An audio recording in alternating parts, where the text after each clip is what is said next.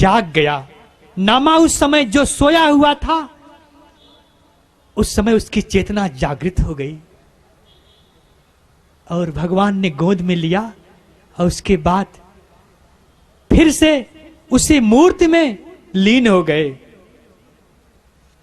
और इसके बाद जब नामा घर गए तो उनकी मां गुड़ाई ने कहा, क्या नामा, तू भोजन सब खा गया? तो नामा ने कहा, नहीं मां, विट्ठल ने सब खा लिया, मैं क्या करूं? कहे, नहीं, तू झूठ बोलता है। तो विट्ठल को आज भोग लगाने गया था और आज तूने सब भोजन खा लिया, तूने इतना बड़ा पाप किया। देखिए, यहां ज्ञान है। ज्ञान में, बुद्धि में अधिकार क्षेत्र चाहिए, अधिकारी होना पड़ेगा, पात्रता अर्जित करना पड़ेगा। योग में, ज्ञान में और भक्ति में सबसे बड़ी पात्रता समर्पण है, सबसे बड़ी पात्रता प्रेम है, जो अपने को सौंप दे। भक्ति में कोई पात्रता नहीं चाहिए, इसलिए भक्ति स्वाधीन कही गई है। तो नामा ने कहा, नहीं मां, विट्ठल ने सब कुछ खा लिया, सब कुछ पा लिया, मैं क्या करूं?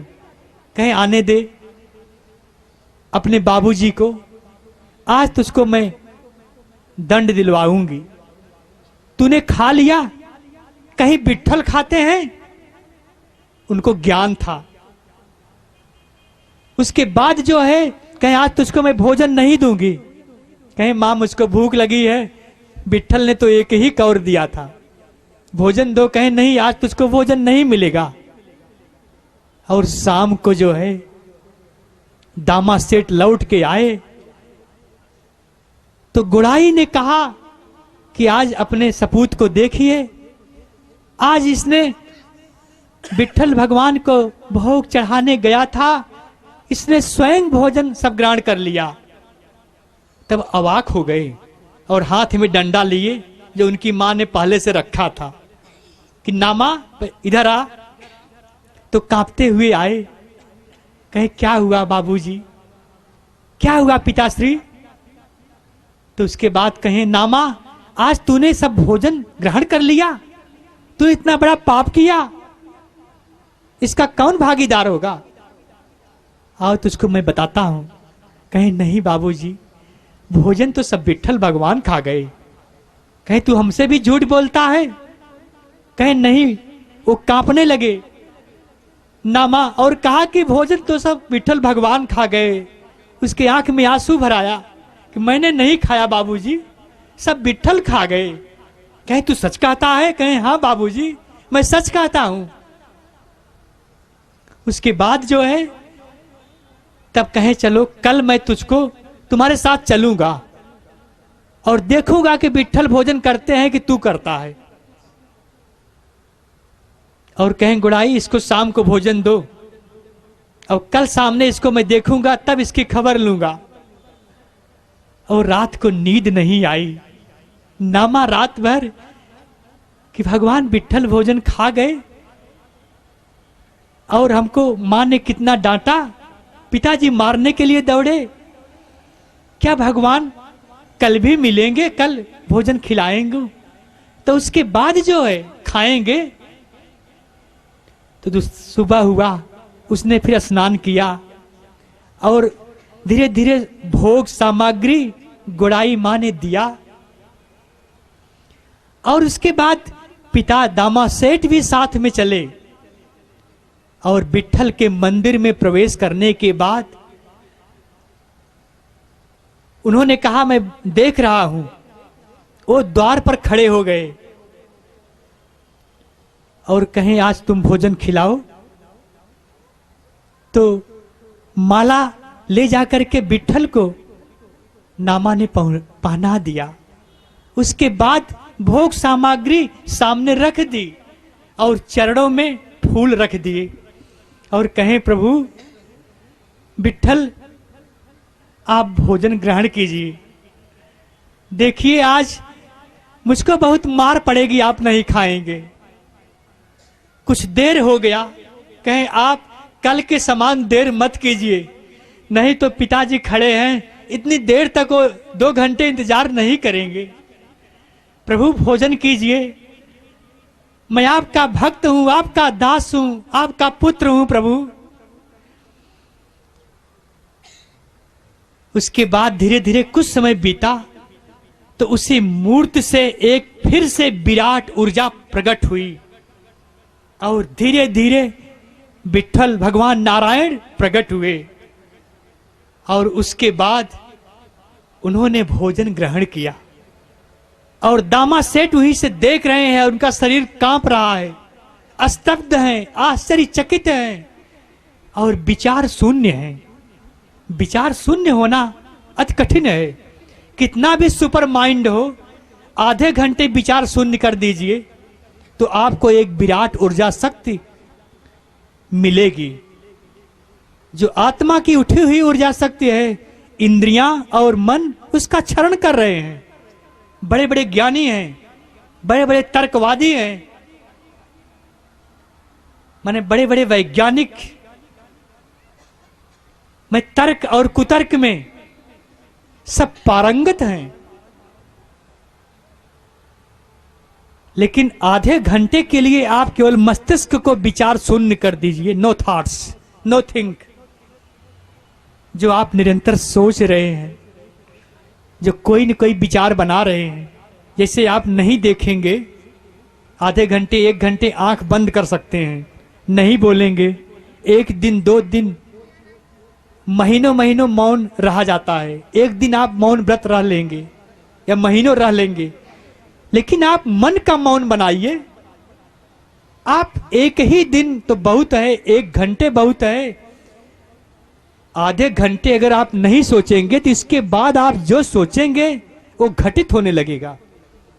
28 मिनट 44 सेकंड की एक संप्रज्ञात समाधि होती है, 2.5 मिनट का एक ध्यान होता है। आधे घंटे तो बहुत है, 2.5 मिनट आप अपने ब्रह्मांड को वृत्त विहीन कर दीजिए, सोच से रहित कीजिए, देखिए आप कितनी ऊर्जा प्राप्त करेंगे। तो उस समय भगवान विठ्ठल प्रकट हुए और वो दामा सेठ, उनके पिताजी निर्विचार स्तब्ध हो गए और भगवान ने भोजन ग्रहण किया। और उसके बाद जो है फिर से उसी मूर्ति में समाहित हो गए। और बाद में जब भोजन के बाद थाली लेके इधर आए नामा, तो पिता ने उनको गले से लगा लिया और कहा कि आज नामा तू धन्य है, तुमको पुत्र पा करके मैं धन्य हो गया बेटा, तुम्हारे नाते आज मुझको विठ्ठल भगवान का दर्शन हो गया। उनके आंखों से आंसू आने लगे और नामा भी रोने लगा। तो इस तरह से किसी खंडन मंडन में कि क्या मूर्ति में भगवान है, क्या मस्जिद में भगवान है, क्या चर्च में, गुरुद्वारे में, परमात्मा सर्वत्र है, सब में व्याप्त है। केवल विश्वास हो, केवल श्रद्धा हो, केवल प्रेम पैदा हो। ऐसा जैसा नामदेव ने किया, ऐसा ही विवेकानंद के गुरुदेव रामकृष्ण परमहंस ने काली जी को प्रकट किया था। ऐसे अनेक महापुरुष जो भगवान को प्रकट किए, मूर्ति से प्रकट किए। तो इस तरह से खंडन और मंडन के चक्र में न पड़ें, अपने श्रद्धा और अपने भाव को आरोपित करें। ज्ञान में एक पात्रता चाहिए, एक अधिकार क्षेत्र चाहिए। ज्ञान एक विचार के कक्ष में हमेशा तैरता रहता है, जैसे एक कुएं में हमेशा मेढक दौड़ता है। कभी वह सकारात्मक तरंग उसमें पैदा होती है, कभी निगेटिव तरंग पैदा होती है। माने ज्ञान एक हमेशा चक्रमण करता है, जैसे एक परमाणु अपने केंद्र पर हमेशा घूमता रहता है। ज्ञान की एक सीमा है, क्योंकि मन जो है, मन की एक स्थिति अचेत अवस्था है, अचेत, जिसमें पशु पंछी हैं, जिसमें मानव जब सोता है तो अचेत हो जाता है। और ज्ञान की एक अचेत स्टेज है, एक चेतन अवस्था है, एक प्रकाशमय स्टेज है, जिसमें वो विचार करता है।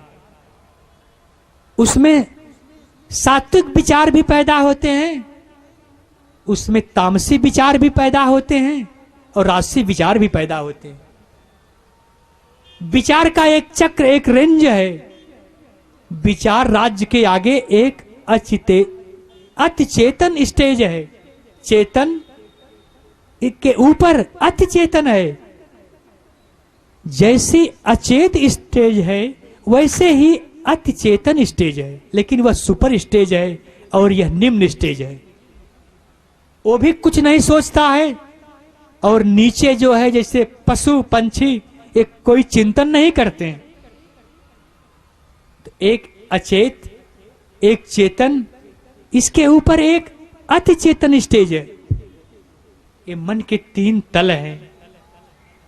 तो इस मन को जो हमेशा परमात्मा की तरफ लगाता है, भक्त जो है अपने भाव से, अपने प्रेम से, अपनी श्रद्धा से हमेशा भगवान में ही मन को लगाए रखता है।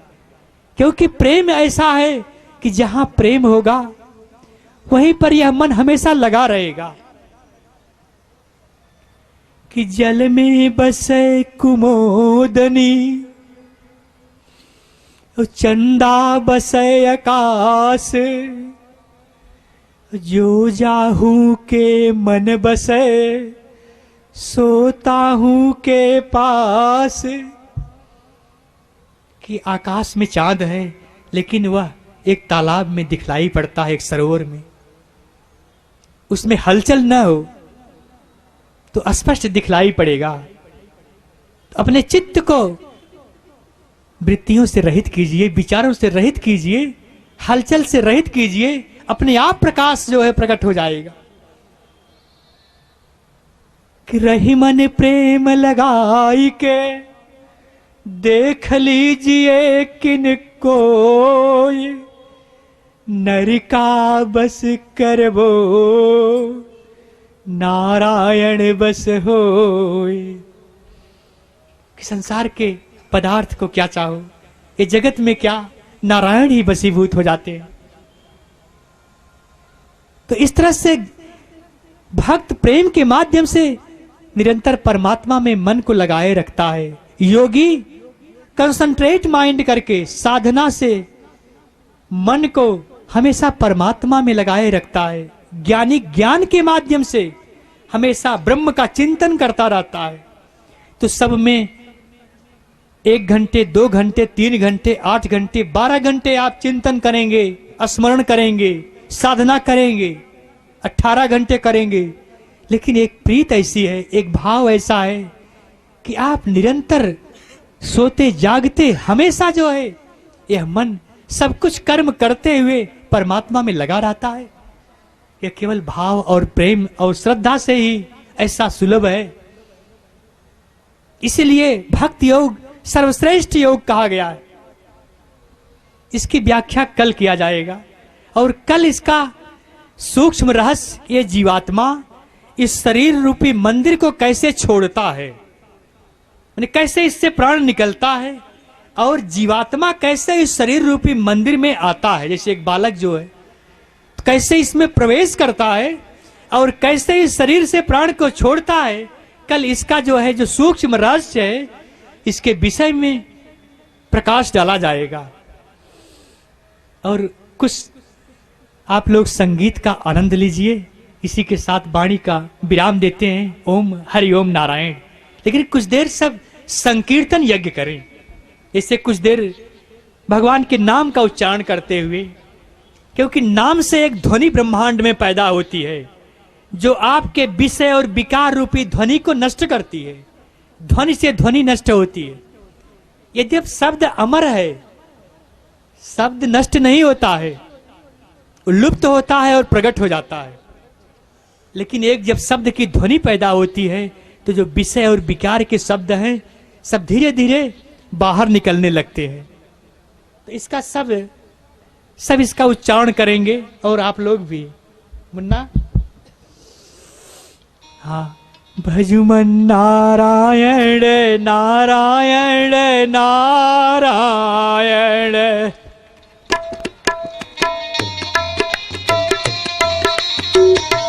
भजुमन नारायण नारायण नारायण,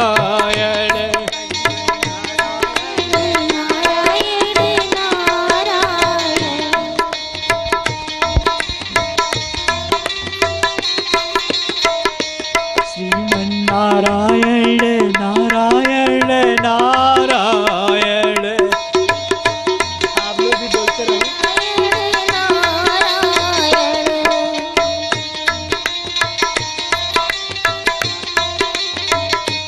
भजमन नारायण नारायण नारायण। भजमन नारायण नारायण नारायण। श्रीमन नारायण नारायण नारायण। भजमन नारायण नारायण नारायण।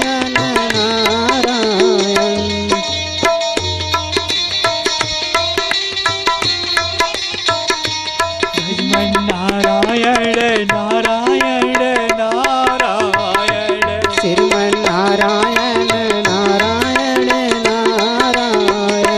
श्रीमन नारायण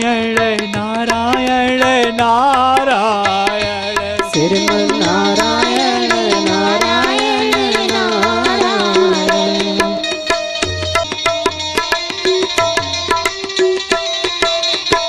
श्रीमन नारायण नारायण नारायण। श्रीमन नारायण नारायण नारायण।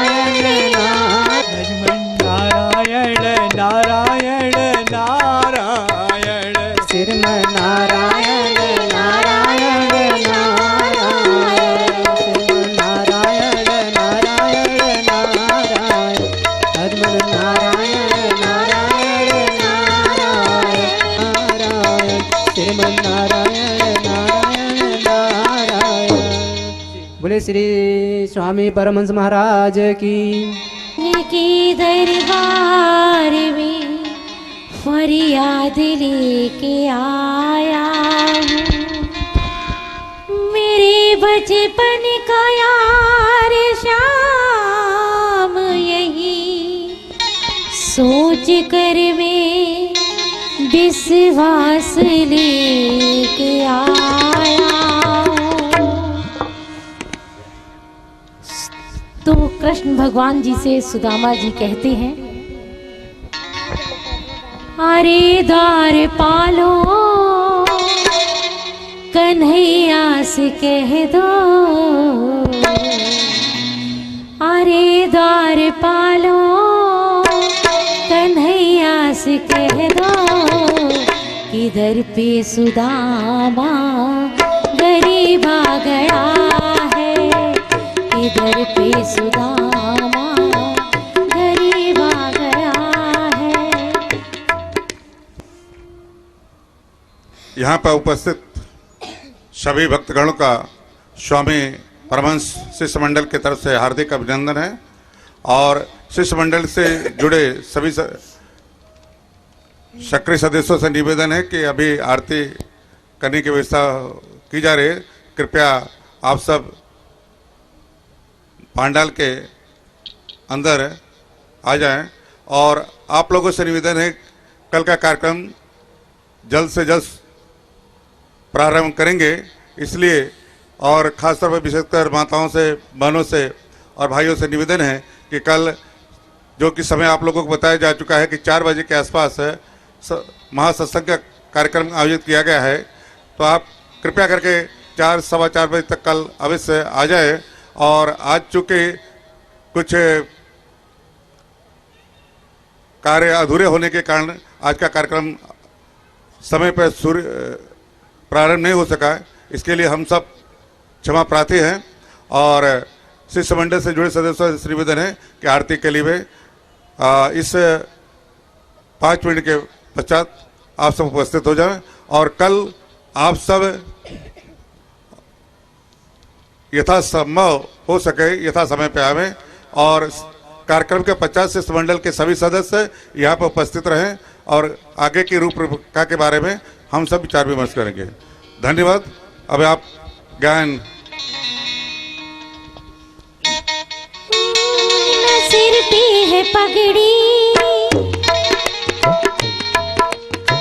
न सिर पे है पगड़ी न तन पे है जामा। बता दो कन्हैया नाम है सुदामा। बता दो कन्हैया नाम है सुदामा।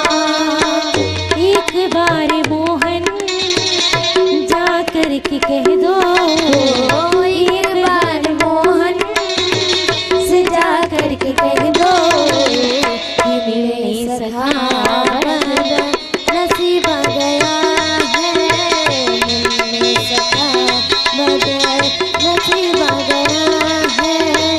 अरे द्वार पालो कन्हैया से कह दो इधर पे सुदामा गरीब आ गया है।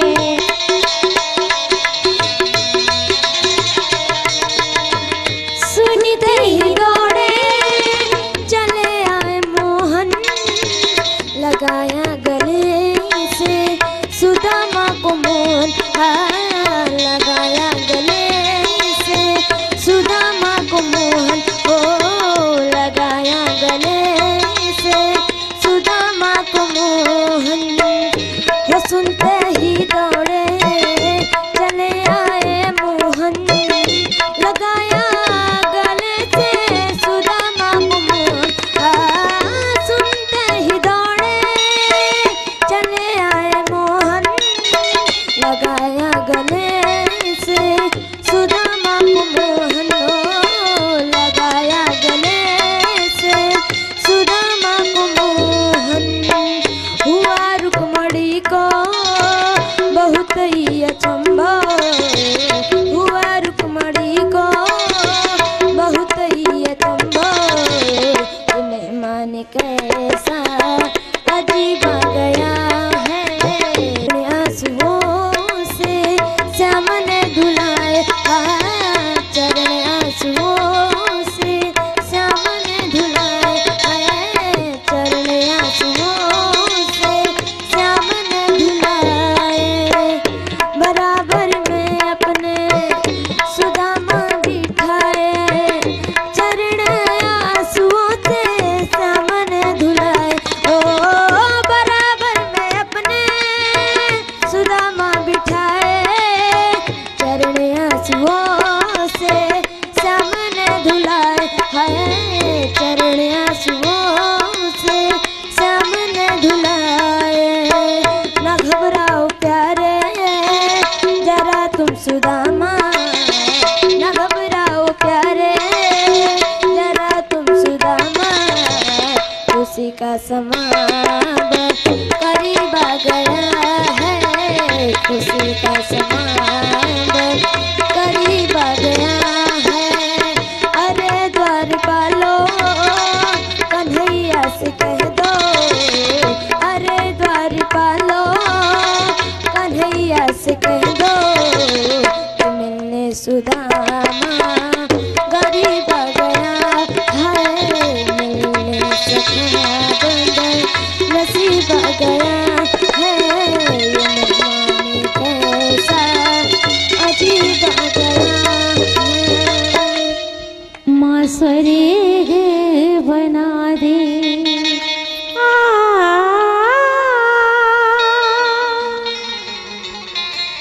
तेरी कृपा से ये घर मिला है, तेरी कृपा से ये घर मिला है।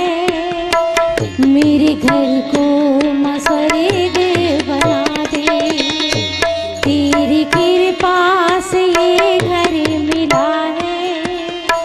मेरे घर को मसरे बना दे, तेरे गुणगान हो मेरे घर में, तेरे गुणगान हो मेरे घर में। ऐसी भक्ति से सोना लागे, कब पधारोगी माँ मेरे घर में, कब पधारोगी माँ मेरे घर में। रात सपने में आके बता दे, कब पधारोगी माँ मेरे घर में।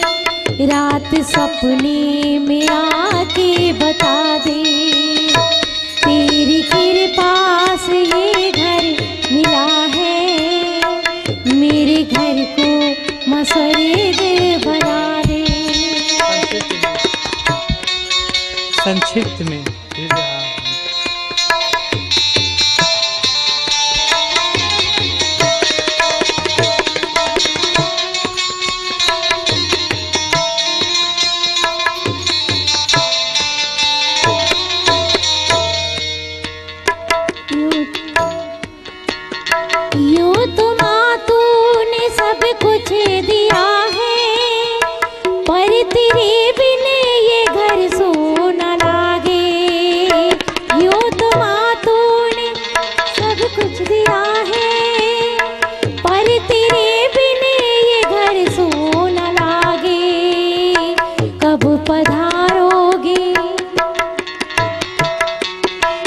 कब पधारोगी माँ मेरे घर में, रात सपने में आके बता दे।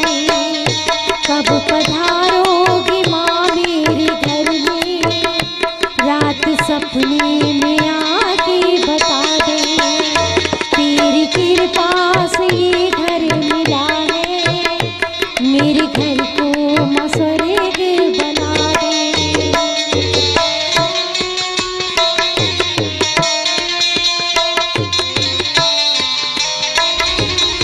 संकट क्षण में दूर करे, ओम जय जगदीश हरे। जो